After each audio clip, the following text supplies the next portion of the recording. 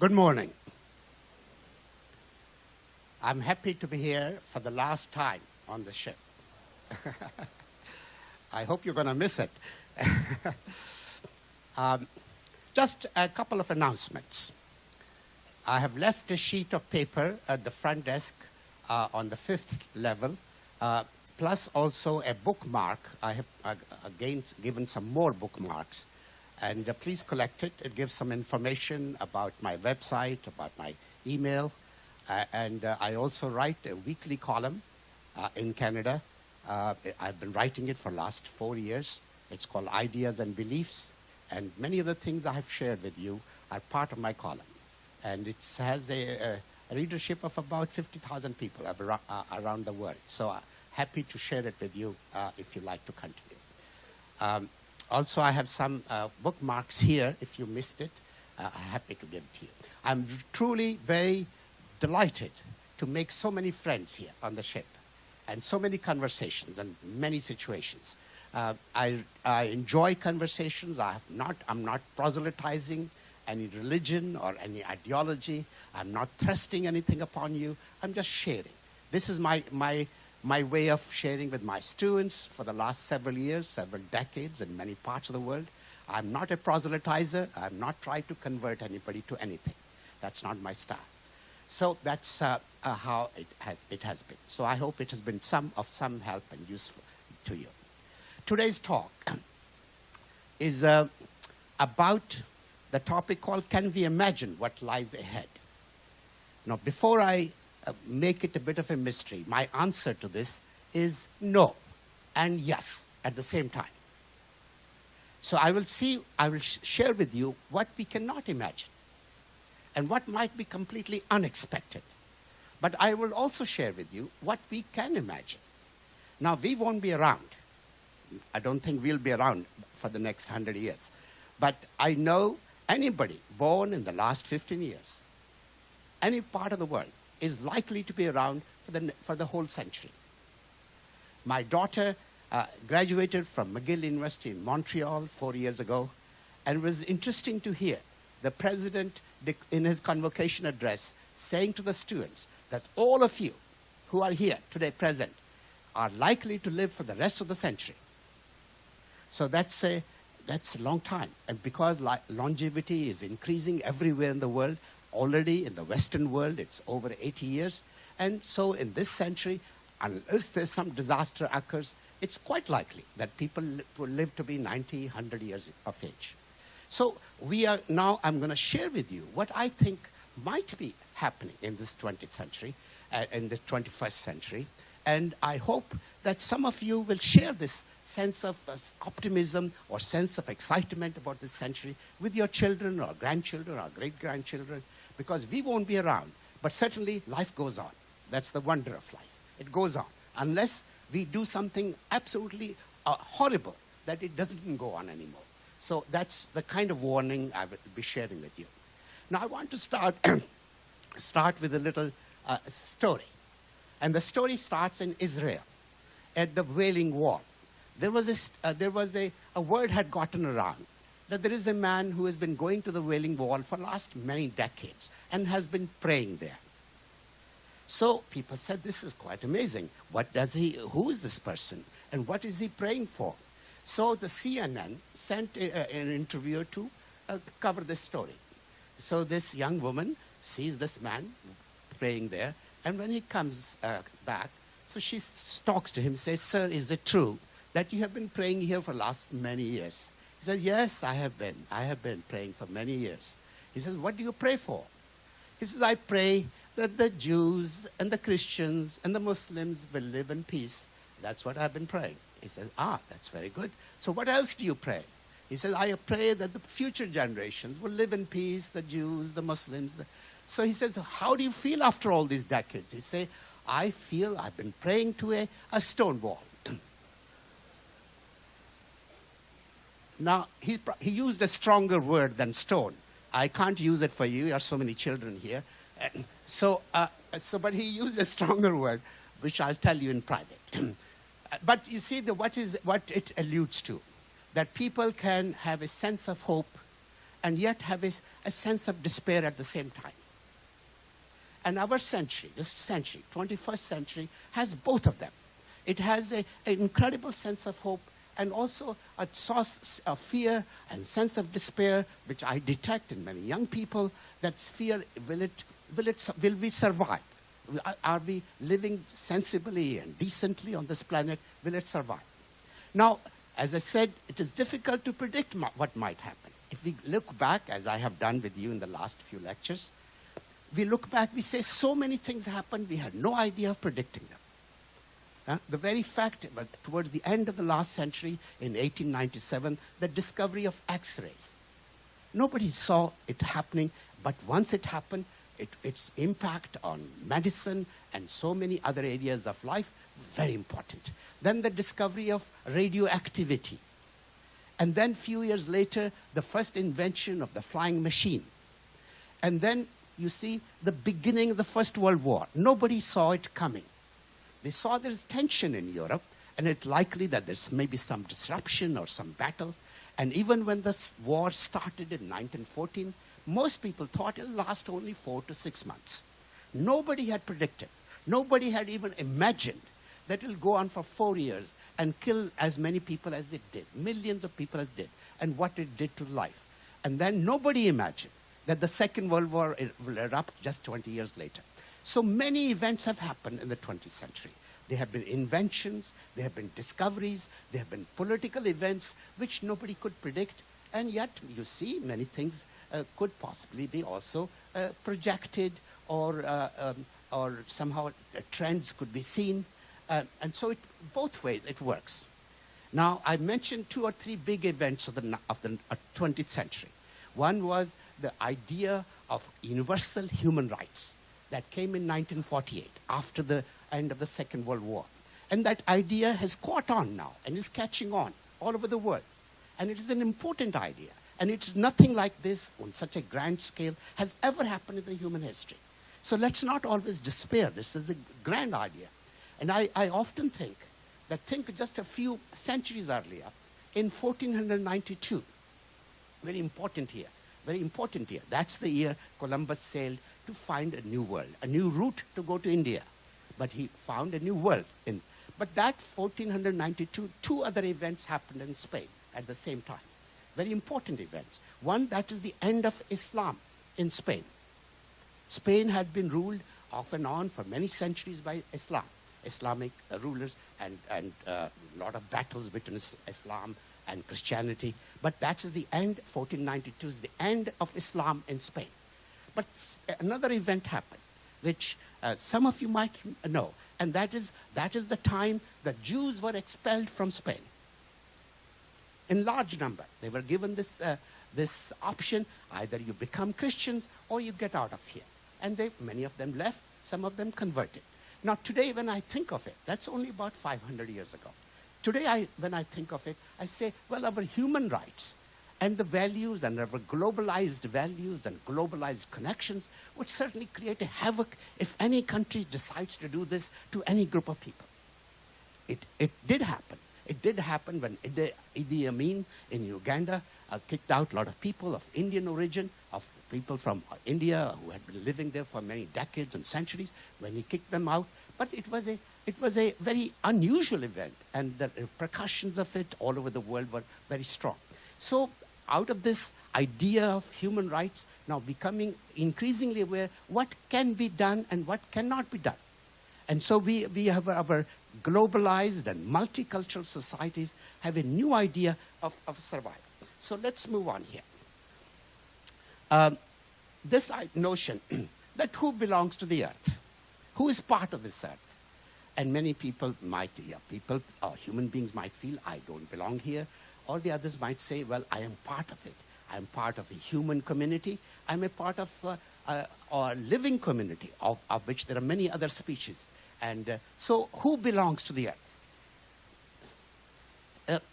The term that I use in my various writings and my various presentations, that is the new banquet table of history is opening.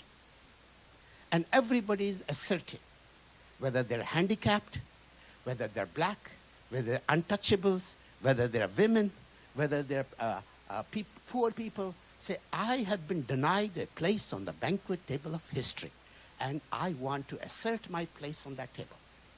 This is a new phenomenon.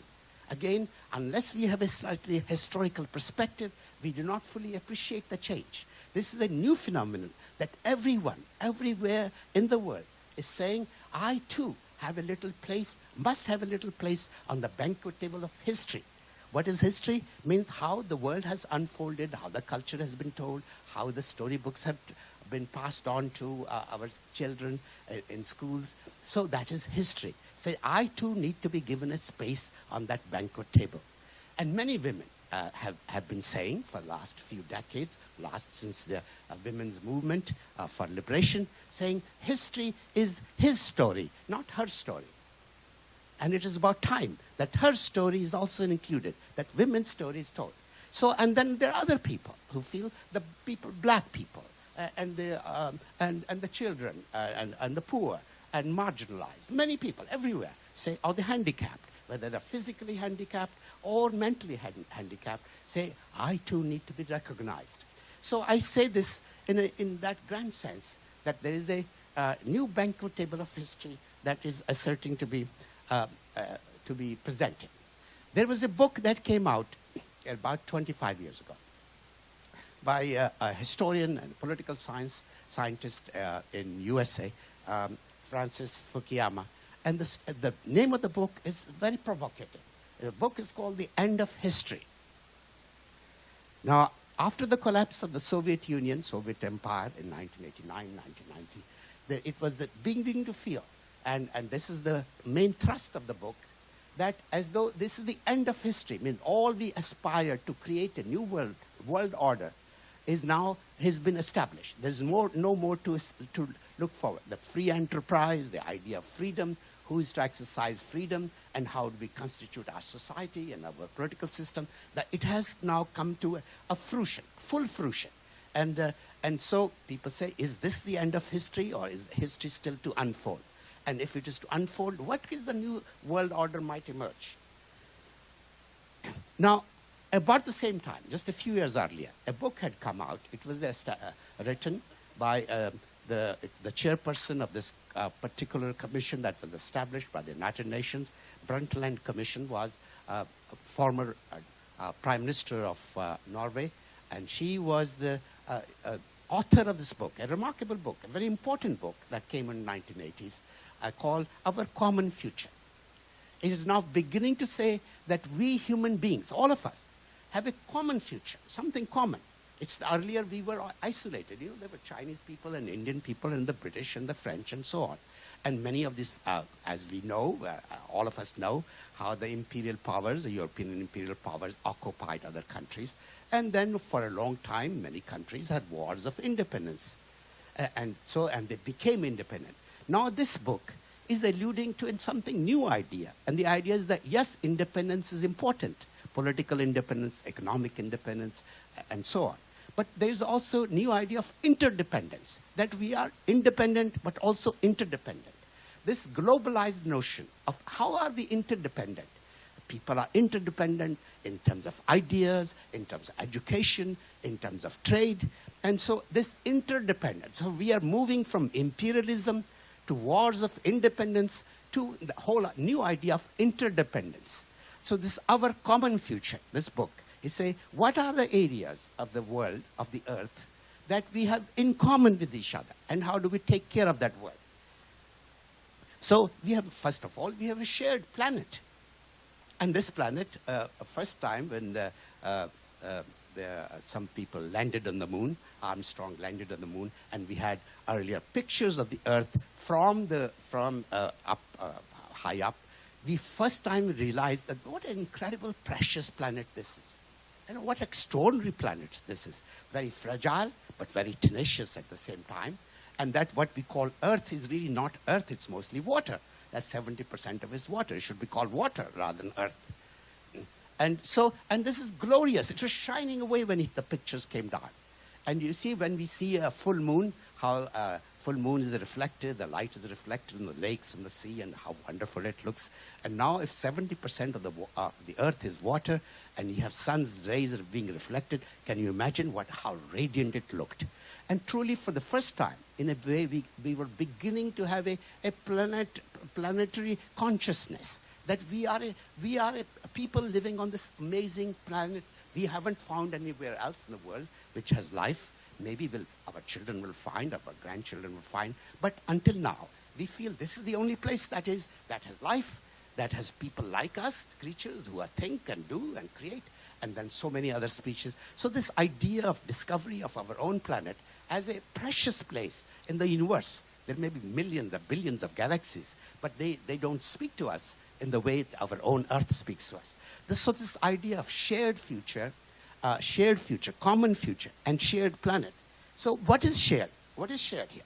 Well, first of the things, we have so many shared oceans. And so many oceans, we are traveling on the ocean right now as we speak. And so these are our common heritage. These are our global commons. Everybody shares them. An ocean belongs to a country only so many kilometers out, and then it is international water. And that belongs to all of us. And then if it belongs to all of us, how do we take care of it? What kind of treaties are to be made? And what is not to be done? What is prohibited to be done? And then how some countries get away by doing things that shouldn't be done. So all these questions, there's so much water, so many oceans, and then these are our global commons. This is the term that is used, called global commons. Means they're owned not by any one country or by any one person, but they're owned by us globally as a human community. And how do we take care of it? Because they are precious. They are not just for navigation. They are also for food. They're also not only for us, but they're also for many other species that live in the water and the oceans and so on. So this is a grand global common, the biggest global common we have with each other. And the many treaties that have been in the making for the last several years, several decades, how do we take care of this grand global common called the oceans? Now, in a way, you can say, well, how can we predict what would happen? Well, in a way, this is not entirely unexpected what would happen to the oceans or other global commons that I will shortly show to you. So they say, how do we take care of our global common? Let's see what are here is the laws of the sea, the oceans. Now, a country like yours, Australia, has so much, you're an island, and so many things that are important for you as an island. Same is true of many other countries like Indonesia and Philippines with so many islands. We have visited smaller islands here on our journey. And so the idea is that how is to make sure that these seas do not die, the oceans do not die, that they are really living, a part of our living planet. Now here then is the idea of the endangered atmosphere. And because, again, atmosphere, after certain kilometers up in the sky, that is global. It belongs to the humanity. It belongs to all of us. So taking care of that global common, particularly now that the internet and so much cyberspace that we use, that is used for common good, for the whole humanity. And not only humanity, but all of our living creatures on the earth. So this is, again, another very significant global common. Now, the atmosphere.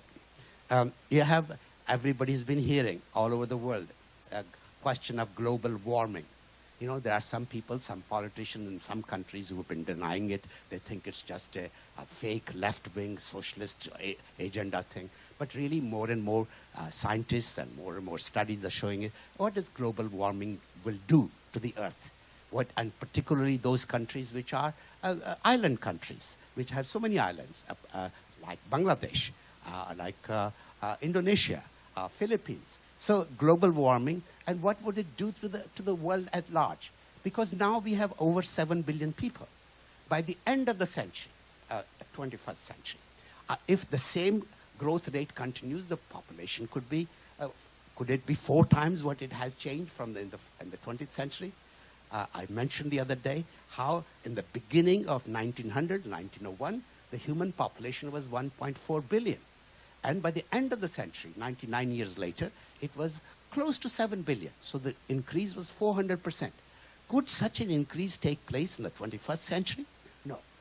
Already we begin to say, well, perhaps it will level off about 2050 or so. Even that is a lot of ifs and buts, because just as in European countries and many developed countries, trends of population has changed, so it is happening in other countries, in developing countries as well.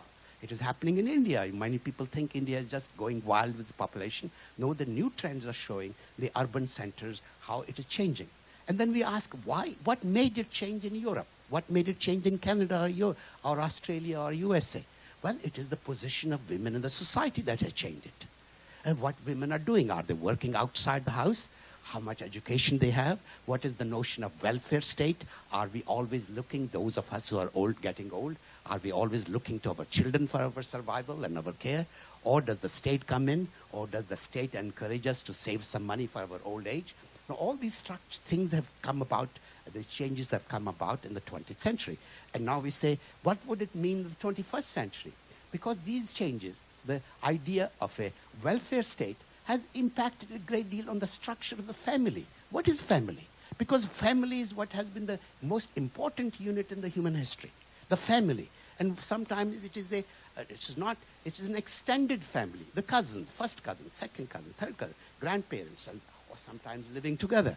And now this extended family, the idea of nuclear family, and I will discuss a little later how our families are changing, particularly in the West. And could it happen also in other countries? Could it happen in Iraq, and Iran, and Indonesia, and in India? What would it mean, the changing family? So here then, the other global common, very important, frozen commons, the Arctic and the Antarctic. Who do they belong to? And then how are they to be taken care of? So as the temperature is increasing, or likely to increase, the global warming trends continue in this way, what would it do to the Arctic? And what would it do to the whole ecology of the Earth?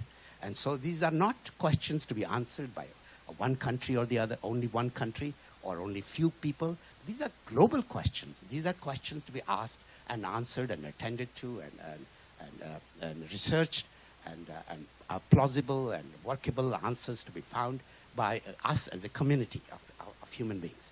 Let's then move on to something else. This is a new trend that's likely to become very important as the years go by. This idea of redesigning ourselves. This is through biotechnology and designer babies and the idea of different traits. Could we have, right from the word go, through genetic engineering, a person who's very good in mathematics, is excellent in mathematics.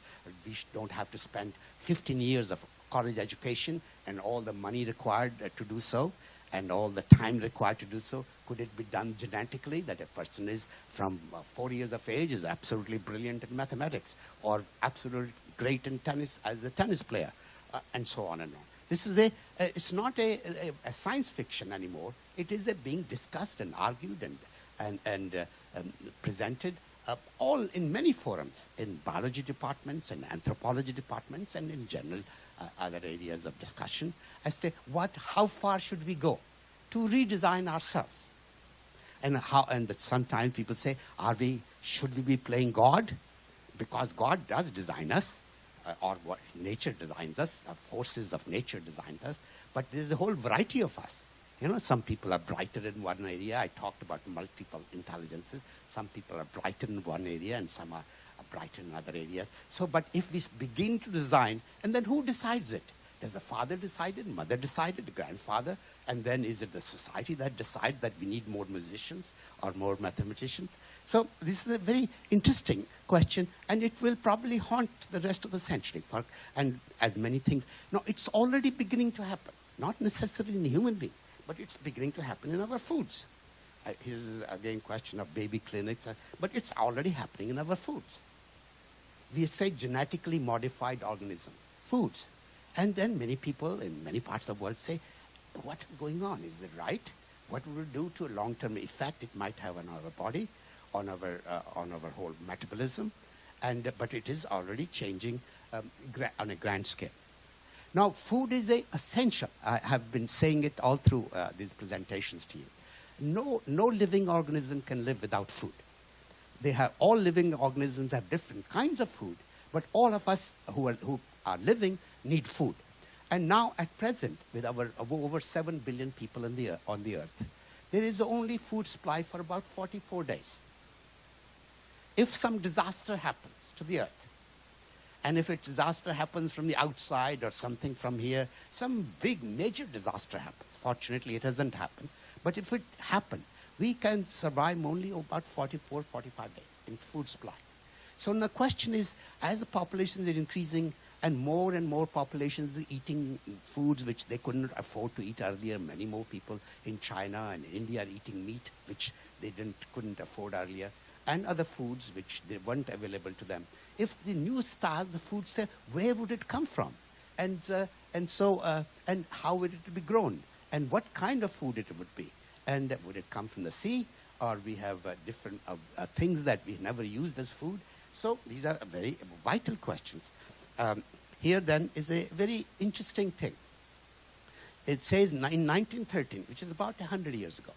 100 years ago, corn was owned, 100% of corn was owned by farmers in USA.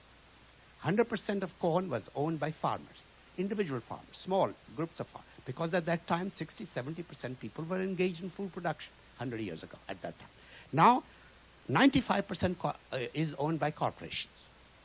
And corn is in everything. Even maybe this table probably has some corn in it or some product of corn in it.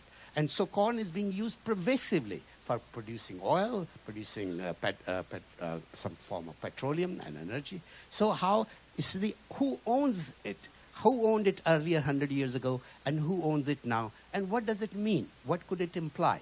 Now, if you have the stomach, as it were, for this film called Food Inc., you can download it on your internet. If you have the stomach to watch this film, it's a 90-minute film. Many of you probably become vegetarians, never eat meat again. Yeah? It's so frightening. When I showed it to my students and I showed it in a conference, people so outraged. Is this the way we produce food? And is this the way we treat animals? And then, of course, like everywhere else, people close off their eyes and say, well, I am okay. I'm surviving longer. This is the way it is done. How can I change? But really, good many people, for good reason, are asking, what kind of food? How good is it?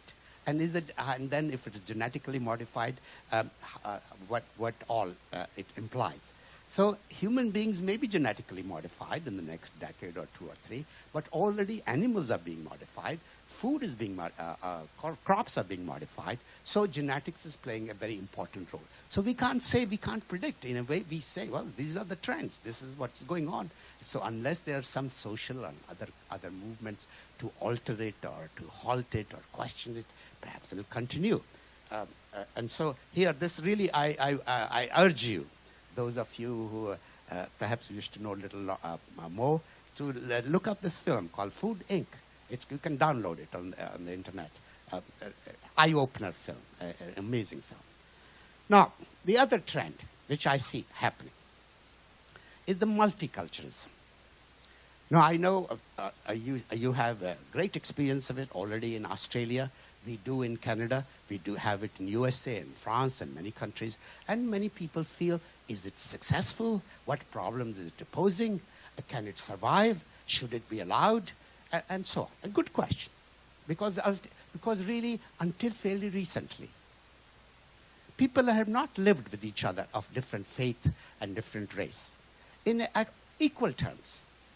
Until 1950, there were no Muslims in France. There were no Muslims in France. Until that time, there were probably no Muslims in England or in Denmark or Holland and Sweden and so on. This is a new trend, only in the last 50 to 60 years. How come did it come about? Let me tell you in the case of France. France had a very big colony called Algiers on the Mediterranean, the northern part of Africa. And when it was a colony of France, more than a million French people, white French people, lived in Algiers. And they loved it. It was beautiful. The weather was lovely. They were the rulers. They were the elite class. They had everything going and so on. And then there was a movement for independence in 1950s from France by the Algiers. And so many of the French people living in Algeria did not want France to leave because they felt that we have lived here for decades, we want to continue living here. And so finally there was the big revolution, a Battle of Algiers that was called. They left, and then at that time, many people from the older French colonies were permitted to move to France. They moved from Morocco, they moved from Lebanon, they moved from Algiers. And so this is the first time you have we have Muslim people living in France. Now, of course, people coming from other countries, they have their own ideas of what is citizenship, what is my right, or what I can do or should not. So, but it has been a difficult time for a lot of French people. Now, about 13% or so, probably about that range. The highest range of Muslim population in any part of Europe is in France. And so this adjustment to a new kind of multiculturalism, everywhere people are feeling, how do we live together? You can't, just as 500 years ago, Spain could kick out people and say, you're Jews, so get out of here. We can't do that anymore. I mean, there'll be hue and cry internationally. So how do new people come in? People come from different cultural backgrounds. How do they learn to live with people who are already there? And everywhere, it's a serious, it's an important problem, an important question. We in Canada, in the province of Quebec, which is the French province, a few years ago, a commission was set up, a royal commission was set up called a Commission for Reasonable Accommodation. Very nice title. You see, reasonable accommodation. How reasonable can you be to accommodate other people? And then other people who come in, they should also be reasonable to say they're coming to into a new society, which is different from theirs, to accept their values and so on. But this is a difficult time for a lot of people. And my sense is, my hope is, that perhaps they're not too long into the future, people will learn to live with each other, because the new future of the world is people of multicultural, of various cultural backgrounds, and multi-religious, multilingual, multi-ethnic people living together. Unless we learn to live together, there'll be problems. And now, in Canada, when I teach my class of, say, 30 students in a class, they're from 25 different countries. And so they come, some of them are born in Canada, some are first generation or second generation. So already there is a new face of Canada, which people, Europeans who had lived there for all that many years, didn't ever saw before. As I'm sure the same thing is happening here in Australia, and it's happening in United States. So everywhere people say, particularly raise good questions about the Muslim people adapting or not adapting and doing things which seem to be not quite agreeable to many people. So, but the question that it raises, that more and more countries are going to become, in the 21st century, multicultural. This whole idea of what is culture, and now multicultural. Interesting notion. Now, my children were born in Canada, 2 daughters were born in Canada, and many of us parents, and many other people, Chinese and Italians, Greeks, they say, would like to see their children learn about our culture. They say, otherwise they'll be alienated from my culture, from Indian culture, Chinese culture. And now the children are asking good questions. Say, Daddy, what is Indian culture? And some of us don't know the answer. Truly, we don't know the answer. And some others, I have talked to many friends who are Greeks, they say, well, our children are asking, what is Greek culture that we want them to preserve or to learn about? So, but really my feeling is that sometimes we feel certain traditional contacts with our members of our next generation, but we also begin to say, is our culture recognize dignity for all? Does it respect women the way they should be on equal basis, or respect for children, or respect people of certain disabilities, or people who are different sexual orientation? Because these are new things. People have never thought that gay people would be given rights of equality. All this has happened in the last 40 to 50 years, and is happening, more and more is happening. I remember the Prime Minister of Canada way back in 1968, when he had just become the Prime Minister, Trudeau, very brilliant man, very open man, very liberal thinker. And he said, the state has no business in the bedrooms of the nation. Now, this is a remarkable thought for many people who come from other cultures, like I did from India, many other cultures. This idea that who has the right in the bedrooms? Does the priest has the right to what you can do or not do? What is moral? What is virtuous? What is honorable? What is shameful? These have been defined by our religions, by many times by states. So now somebody coming in the state, from the point of government and saying, who has the right or who doesn't have the right to interfere? So multiculturalism is posing a lot of questions. And this is a really, if we develop a certain historical perspective, when Europeans went to Canada, they didn't apply for immigration. The English arrived in Canada, they arrived in USA, and then they occupied the whole country. And then the Spaniards arrived in all parts of Central America and South America. At that time, nobody applied for immigration, say, we want to come, would you accept us? No, you went there, you occupied there.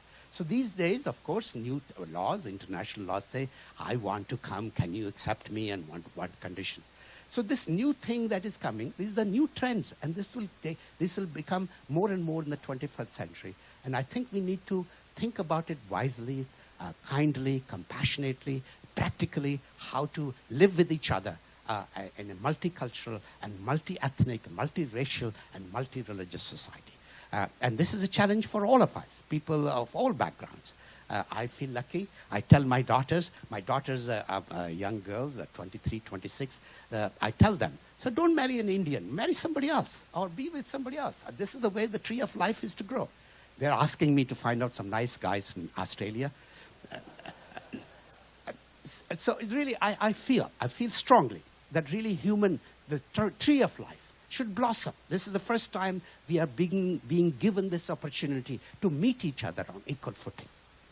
When the students meet each other, a white person and a Chinese, an Indian, a Brazilian, and so on, and meet each other in the classroom, in the discussion rooms, in debating rooms, in the cafes and pubs, that really first time we say equal without having to look down upon the other because, well, he is Jew, he's a Hindu, he's a Buddhist. No, those kind of labels will begin to disappear. I'm quite sure they'll begin to disappear as decades go by. Now, this is the new face of multiculturalism in many countries. Where students, people who never had an education opportunity to study before, are beginning to become very much part of this. We have no move on. This idea of making a new family. New family. This is, as I said, for a long time, we had family was the unit of our survival. That's who we were. We were linked, we are important.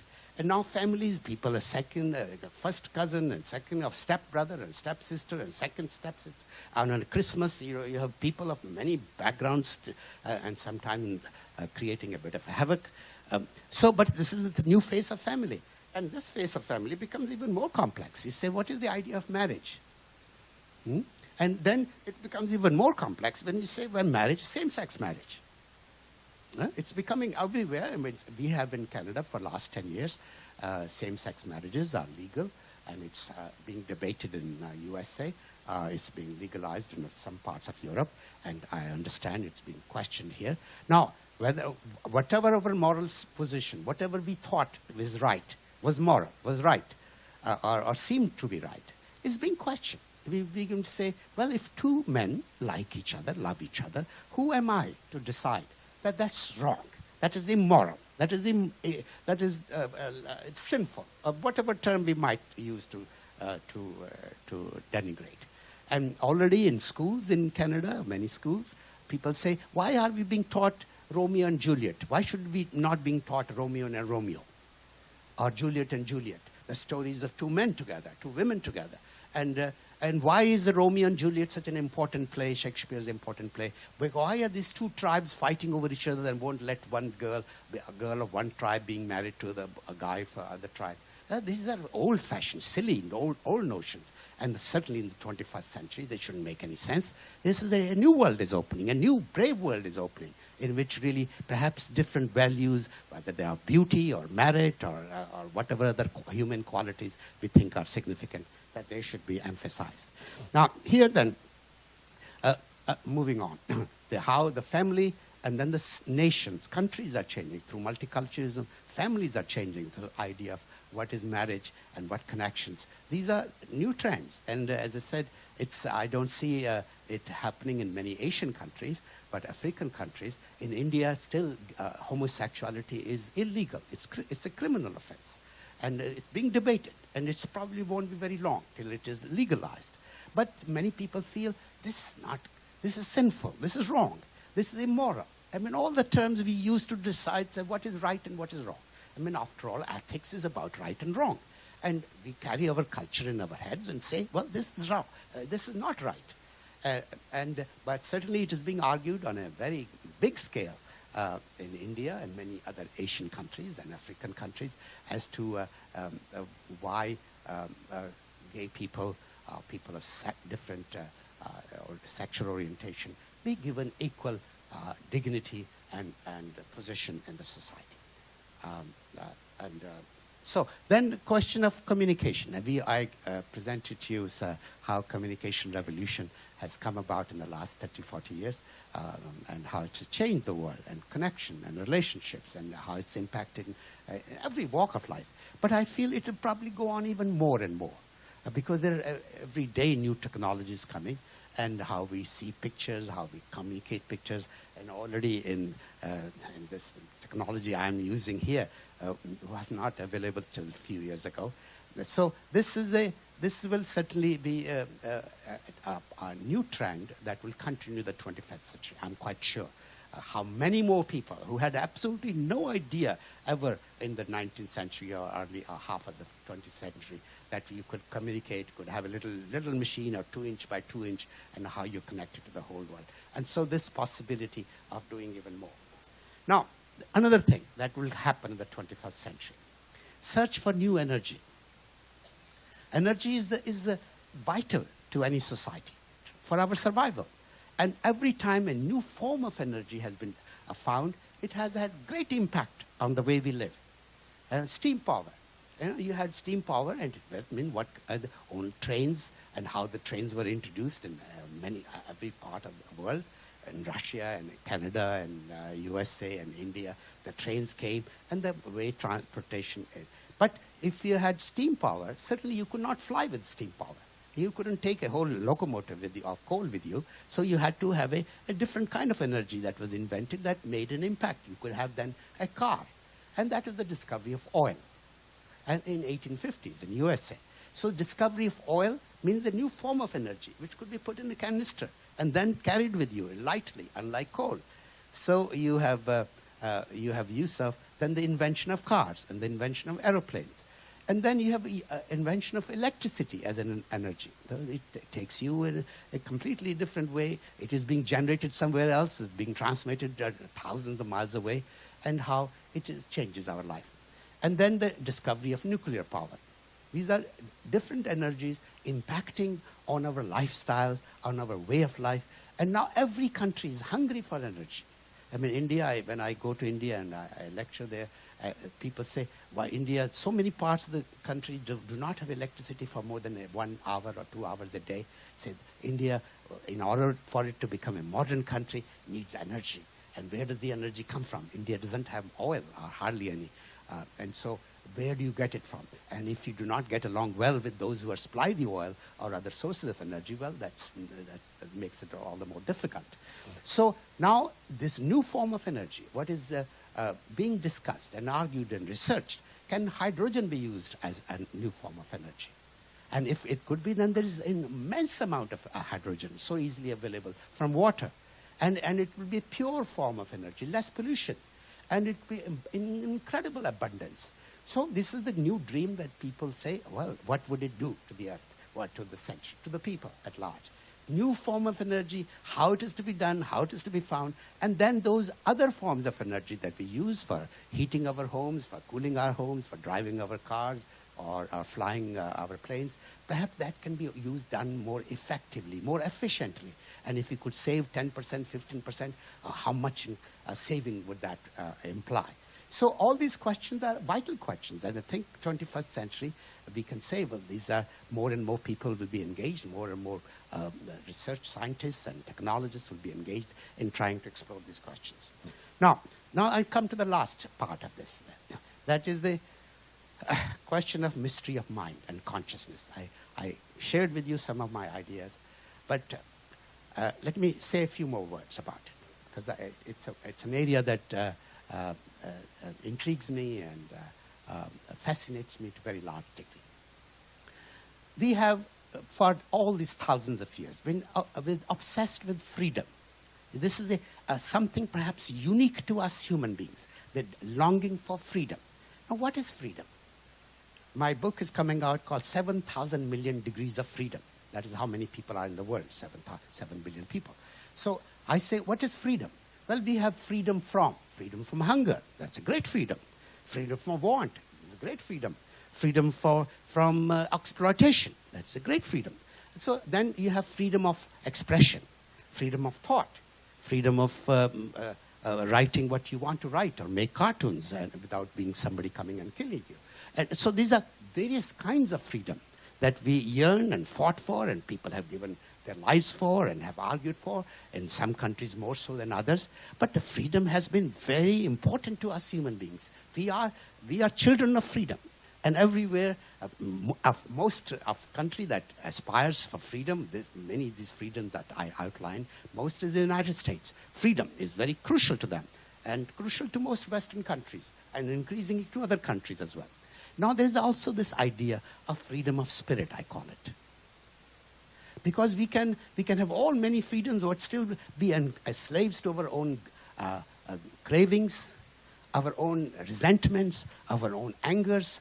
And really, in order for us to learn the meaning of freedom, that freedom that comes from within, and that is the freedom of the soul and the spirit and openness, that to me is the most amazing part of freedom.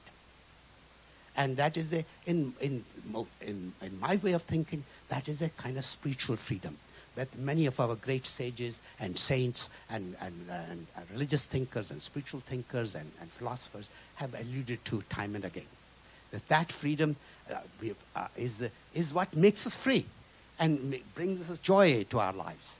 And many people ask me, and I'm going to conclude on this note here. Many people ask me, do you believe in God? Now, I'm a scientist, I'm a humanist, I've studied, I think, all religions to some degree or the other. And this question is always, many people find interesting, it fascinates me. Now, I believe that there is a greater consciousness in the universe that is much, much, much, much greater than my intelligence. You know, I feel, yes, I have a brain, it does things, it can communicate, and it has a good deal of intelligence in it, sometimes not so much as I would wish, or any of us would wish. But this is puny before the intelligence that pervades the universe and creates it and modulates it and transforms it. And that is the intelligence I feel exalted by, I feel in adoration of. In some ways, I would say I worship it. I feel, what wonderful. And I would conclude by telling a little story. And that is in Canada. And that is I'm a canoeist. I go on canoe trips and camping in Canada. Canada has so many wonderful lakes. So I was once on a canoe trip with two other friends, and we were traveling in a canoe, two canoes. And as often happens in these trips, it rains a bit, and then you're cooped in a tent for a few days. So it happened to us as well. So after 2 or 3 days, when the sun finally came out, here we were in two canoes, and I was in the front canoe, and my friend, very quiet, he saw a turtle lying on a tree, on top of a tree that's just budging out of the water. And this turtle seemed quite happy, basking in the sun. And then he very stealthily, quietly went up to the turtle and lifted it up from its shell. And then he turned to me and said, "Take a picture of me." Now, as I was taking his picture, a thought came to me. I said, I wondered if this turtle knows what's going on. Does this turtle know that the hand that has picked it belongs to an arm, and this arm belongs to a body called human being, and this human being is propelled by a thing called brain, and that brain has its motivations? And I thought all those things in 15 seconds. And then I said, surely this turtle has no such idea. And so sometimes I wonder if we are like that turtle. if human beings are like that turtle? We see the last cause, the last touch, and we sometimes moan and whine and sometimes feel happy. But something has lifted me or done this to me, and we say, is it evil, is it good, and so on. But we don't necessarily have the perception or the consciousness to see the hand and to see the greater hand and the greater mind that is operating in the universe. To me, these questions will be explored more and more in the 21st century, and they should be. They are vital questions. Thank you so much.